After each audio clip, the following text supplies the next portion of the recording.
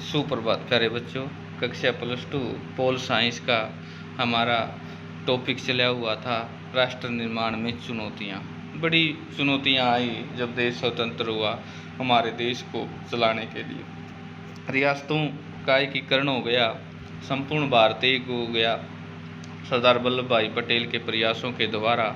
और फिर मांग उठी भाषा या आधार पर राज्यों का पुनर्गठन। इस पर काफ़ी गहमा गहमी के बीच कुछ राज्यों का निर्माण भी हुआ। आज हम उसी टॉपिक पर चर्चा करेंगे। यहाँ पर बंटवारे और देशी रियासतों के विलय के साथ राष्ट्र निर्माण की प्रक्रिया का अंत नहीं हुआ। भारतीय राष्ट्रों के आंतरिक सीमाओं को तय करने की चुनौती भी सामने थी। यह महज प्रशासनिक विभाजन का मामला न था, प्रांतों की सीमाओं पर इस तरह से तय करने की चुनौती थी कि देश की भाषाई सांस्कृतिक बहुलता की झलक मिले, साथ ही राष्ट्रीय एकता भी खंडित न हो। ये बड़ा सवाल था कि देश की एकता बनी रहे। औपचारिक औपनिवेशिक शासन यानी अंग्रेजों के शासन में के समय प्रांतों की सीमाएं प्रशासनिक सुविधा के लिहाज से तय की गई।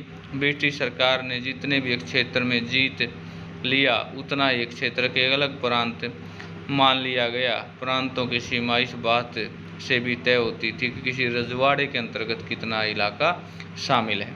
इसलिए राष्ट्रीय सरकार ने इसे सीमांकन और बनावटी मानकर खारिज कर दिया। उसने भाषा के आधार पर राज्यों के पुनर्गठन का वादा किया। सन 1920 में कांग्रेस का नागपुर अधिवेशन हुआ था। दरअसल इसके बाद इस सिद्धांत को राष्ट्रीय कांग्रेस मान लिया गया। राज्यों का पुनर्गठन भाषा के आधार पर होगा। अनेक प्रांतीय कांग्रेस समितियों की भाषाई इलाके के आधार पर बनाया गया। ये समितियां ब्रिटिश इंडिया के प्रशासनिक विभाजन और अपने कामकाज से नहीं बरतती थी। आज़ादी और बंटवारे के बाद स्थितियां बदली। हमारे नेताओं को चिंता हुई कि अगर भाषा के आधार पर प्रांत बनाए गए तो इसको अव्यवस्था फैल सकती है तथा राज्यों का गठन दूसरी सामाजिक आर्थिक चुनौतियों के ध्यान भटक सकता है, जबकि देश में इन चुनौतियों की चपेट में था। केंद्रीय नेतृत्व ने इस बदले मसले में स्थगित करने का फैसला किया। रजवाड़ों की मसला अभी हल नहीं हुआ, बंटवारे की यादें अभी ताज़ा थी, यानी एक देश पर फिर से खतरा मंडरा गया। यदि ऐसा हुआ तो देश में ही गृह युद्ध की स्थिति बन जाएगी। केंद्रीय नेतृत्व में इस फैसले में स्थानीय नेताओं को लोगों ने चुनौती दी। पुराने मद्रास में प्रांत में तेलुगु भाषी क्षेत्रों के विरुद्ध भड़क उठा। पुराने मद्रास प्रांत में तमिलनाडु, आंध्र प्रदेश शामिल थे।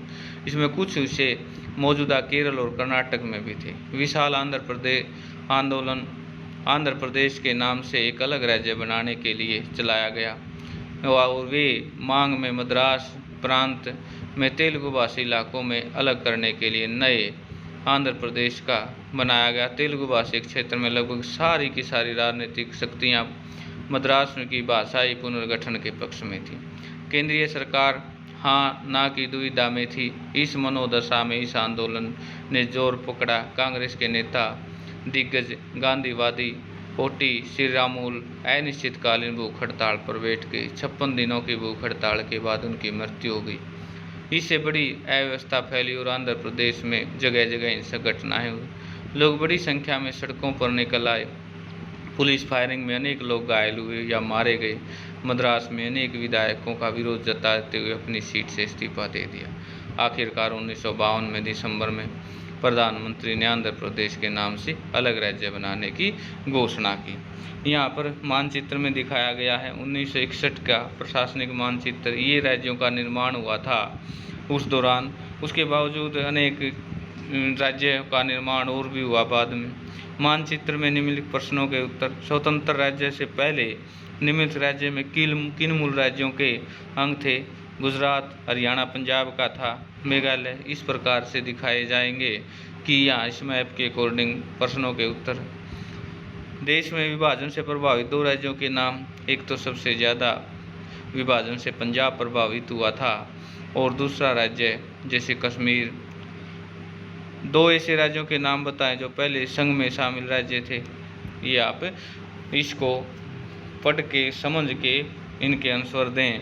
आंध्र के गठन के साथ ही देश में दूसरे हिस्सों में भाषाई आधार पर राज्यों के गठित से संघर्ष चल पड़ा। इन राज्यों में बाध्य होकर केंद्र सरकार ने 1953 में राज्य पुनर्गठन आयोग बनाया। इस आयोग का नाम राज्यों की सीमांकन के मामले में गौर करना था। इसे अपनी रिपोर्ट में स्वीकार किया गया। राज्यों की सीमाओं का निर्धारण वहाँ बोली जाने वाली भाषा के आधार पर होना चाहिए था। इस आधार पर रिपोर्ट के आधार पर 1956 में राज्य पुनर्गठन अधिनियम पास हुआ। इस अधिनियम के आधार पर 14 राज्य और 6 केंद्र शासित प्रदेश बनाए गए। यहाँ पर एक कार्टून है, उस पर आधारित प्रश्न।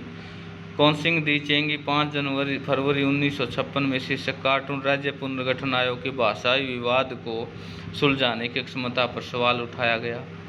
आज़ादी के बाद शुरुआती सालों में बड़ी चिंता यह थी कि अलग अलग राज्य बनाने की मांग देश की एकता पर आंच आएगी। आशंका थी कि भाषाई राज्यों का अलगाववाद की भावना पनपेगी और नवनिर्मित भारतीय राष्ट्र पर दबाव पड़ेगा। जनता के दबाव में आखिर नेतृत्व की भाषा के आधार पर राज्यों का पुनर्गठन मन बनाया। उम्मीद थी कि अगर हर इलाके में क्षेत्रीय भाषी दावे को मान लिया जाए तो बंटवारे को अलगाववाद के खतरे में कमी आएगी। इसके अलावा क्षेत्रीय मांगों को मानना, भाषा के आधार पर नए राज्यों का गठन करना एक लोकतांत्रिक कदम के रूप में देखा गया। भाषावार राज्यों के पुनर्गठन की घटना जो को आज 50 साल से अधिक समय हो गया। हम कह सकते हैं कि भाषाई राज्य इन राज्यों के गठन के लिए चले आंदोलन, लोकतांत्रिक राजनीति तथा नेतृत्व की प्रकृति में बुनियादी रूपों में बदलाव और राजनीति और सत्ता की भागीदारी का रास्ता अब एक छोटे से अंग्रेजी भाषी अभिजात तबके के लिए नहीं, बाकियों के लिए खुल चुका था। भाषावार पुनर्गठन के राज्यों को सीमांकन के लिए एक स्वरूप आधार मिला। बहुता आशंका विपरीत इससे देश नहीं टूटा, इससे विपरीत देश में एकता को ज़्यादा मजबूती हुई। आज भारत में 22 भाषाओं को संविधान ने अनुमति दे रखी है और फिर भी हमारी जो राष्ट्रभाषा है वो हिंदी है। इससे बड़ी बात यह थी कि भाषावार राज्य में पुनर्गठन की विभिन्नता स्वीकृति मिली और हम कह सकते हैं कि भारत में लोकतंत्र अपनाया गया। सीधा सा मतलब इतना भर नहीं होता।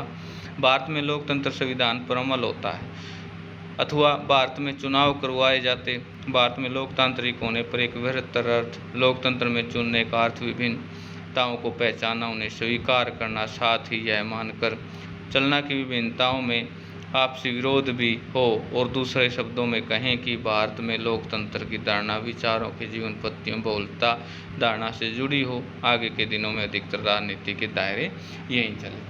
तो आज के लिए जो मेरा महत्वपूर्ण नोट्स बनेगा वो है राज्यों का पुनर्गठन किस आधार पर किया गया, इस पर सुंदर नोट्स तैयार करना है। प्यारे बच्चों, आशा आप सबको ये चीज़ें समझ में आ रही होंगी। आज